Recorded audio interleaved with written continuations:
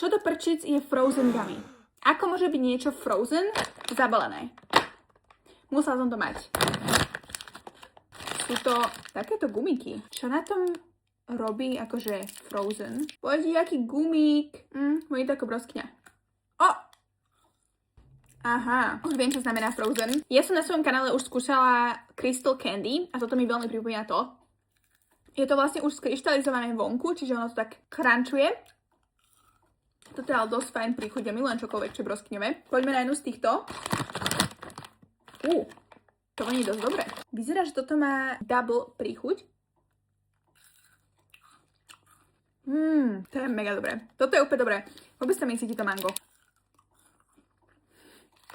Ja som strašne na textúru, ja zbožňujem textúru jedla. Posledné, dúfam, že toto je grape. Jasné, grape a pineapple. Toto bude najlepšie, podľa mňa. Keď je niečo... Pozrite, aké to je cute. Tento je najviac cute.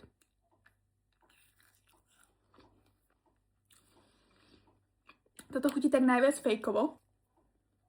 Pozrite, akú to má strašne dobrú textúru.